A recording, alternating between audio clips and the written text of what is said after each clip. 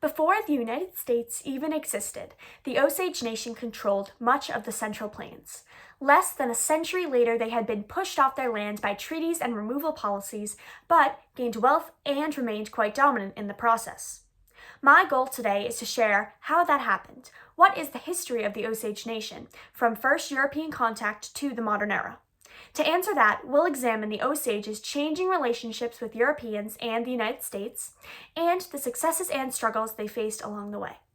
Now that we know who the Osage traditionally were from the last video, let's get into their history, a mix of dominance, land cession, growth, and decline. It's timeline time. Era 1. European contact and Osage dominance. In 1673, the first documented European record of the Osage was made during a southward expedition of the Mississippi River led by French explorers Jacques Marquette and Louis Joliet. While they did not enter the Osage villages directly, they marked the tribe's location along the Osage River, already recognizing them as a major power in the region. This recognition began an Osage alliance with the French against rival tribes like the Illinois, and in their fight to control the Mississippi region throughout the early 1700s. The Osage controlled vital trade routes and traded furs and hides for European manufactured goods. This relationship increased their military strength and helped them dominate regional trade routes. So, here's the key point. Early European contact didn't weaken the Osage, but strengthened them instead. By the mid-1700s, the Osage controlled what historians often call an Osage Empire, which included large areas of present-day Missouri, Kansas, and Oklahoma. They gained and maintained this power by defeating rival tribes and solidifying land claims through war and raids. After the French and Indian War, France ceded its Louisiana territory to Spain. The Spanish government then gave the Chateau brothers, French fur traders, a 6-year monopoly on trade with the Osage. This gave the Osage access to European goods and further increased their prestige among the tribes. Things looked strong for the tribe until the 1800s hit and brought a major shift. Era 2. U.S. expansion and removal. First, the Louisiana Purchase. This meant starting in 1803, U.S. jurisdiction would extend over Osage lands, which of course began land cession demands from the government. The Osage were still powerful and dominant in the region, but now they were dealing with a government whose long-term goal was clear: westward expansion. In 1804, President Thomas Jefferson invited Osage leaders to Washington, D.C. Officially, the meeting was about peace and trade, but in reality, it signaled the beginning of U.S. pressure for land cessions. That pressure became reality just 4 years later in 1808, with the signing of the Treaty of Fort Osage. Under its terms, the Osage were pressured to cede roughly 50 million acres of land in present-day Missouri and northern Arkansas, nearly all of their territory east of the Missouri River. This treaty drastically reduced Osage control and marked the beginning of huge land loss. Later, as American settlers moved west, other Native American nations who were displaced by U.S. policies were forced into nearby areas. This created tension and violence.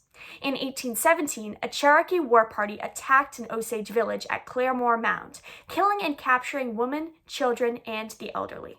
In 1825, another Osage treaty essentially forced the Osage to leave Missouri and Arkansas entirely and to relocate to a reservation in Kansas. For a nation that once dominated the Central Plains, this showed a major collapse of Osage territorial power. Just when you might think this removal is getting repetitive, yet again it continues. The Treaty of 1839 led to the total removal of the Osage from their remaining lands and to the single reservation in Kansas. Disease spread, the population declined, and the Osage were far from their homeland. But the Osage made a unique decision in the early 1870s that would shape their future. Under pressure from white settlers, the Osage sold their Kansas lands to the government in 1870, and in 1872 used the profits to purchase 1.5 million acres from the Cherokee Nation in Indian Territory. This land became Osage County, Oklahoma. This was unique because the Osage were one of the only Native American nations to buy their own reservation with their own funds. And here's why that mattered. The Osage owned this land outright. They had secured a critical degree of sovereignty, which was a huge help later on. Which brings us to our next era. Era 3, the oil boom and the reign of terror. In 1881, the Osage ratified a constitution that unified their bands and established an elected tribal council. Essentially, after removal, the Osage began a period of organization, which became helpful when the U.S., of course, tried to control them.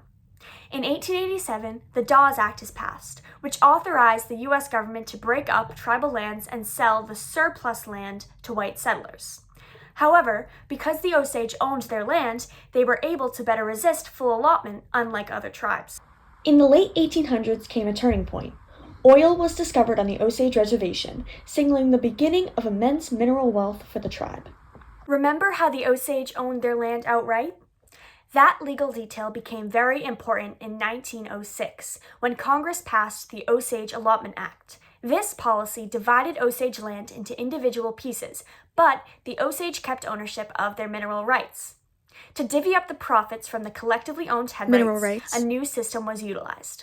Each of the 2,229 Osage members was given an equal share of the money coming in, which was called a headright. In the early 1900s, a true oil boom began, and in the next 2 decades, the Osage's land produced an extraordinary amount of wealth, making them among the richest people per capita in the world. People received payments worth hundreds of thousands of dollars a year today. However, this wealth attracted large numbers of fortune-seeking white people, including swindlers and bootleggers. Seemingly protecting the Osage people, in 1921 the U.S. Congress passed a law that required Osage adults to pass a competency test to prove that they could handle their headrights. Those deemed unfit were assigned a non-Osage guardian to overlook their financial decisions. However, many full-blooded Osage were given guardians unfairly, which led to widespread theft and mismanagement. In addition, an important term of the headrights caused violence. Since Osage headrights could be inherited by non-Osage people, white settlers married into families and then murdered family members to inherit headrights. This became known as the Reign of Terror, a period in the 1920s in which dozens of wealthy Osage were murdered by white men, often through poisoning, shooting, or stabbing. Steps were taken to end this violence. In the late 1920s, the newly formed Bureau of Investigation, later the FBI, took on the murders as its first major homicide case.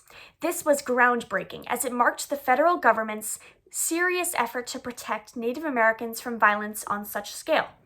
Tom White, a former Texas Ranger, led the investigation, with undercover agents uncovering that a man named William Hale orchestrated the murders to consolidate headrights. Congress passed a law prohibiting non-Osage from inheriting headrights from Osage members with half or more Native American ancestry. While several key figures like Hale were convicted, many suspicious deaths were never officially solved.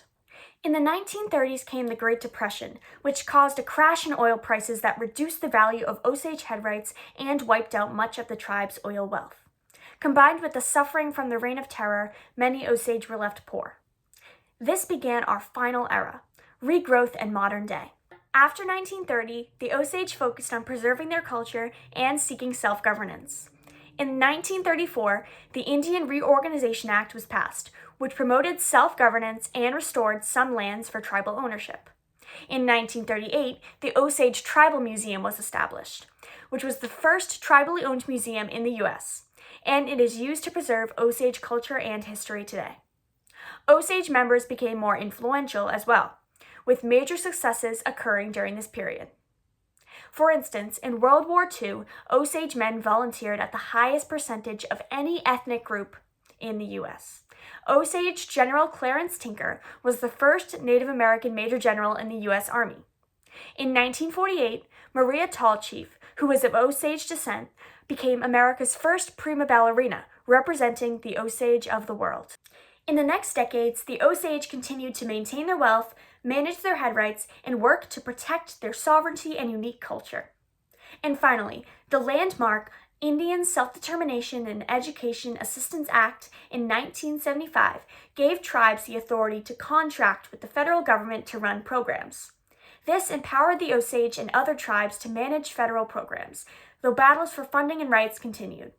This brings us to the 21st century, in which the Osage began a legal struggle with the U.S., filing a lawsuit against the government for mismanagement of funds. In 2006, the Osage ratified a new constitution, establishing a tripartite government and broadening citizenship beyond headright owners. and in 2011, the lawsuit filed in 2000 was settled. The U.S. government paid the Osage Nation $380 million for the mismanagement of funds. The Osage are an example of a powerful group that faced adversity through relocation and violence, but continues to embrace its culture and values today. That brings us to the end of this video, but if you want to learn more about the Osage in the modern day, see a summary of research points, or see photo sources, check the description of this video. Thanks for watching!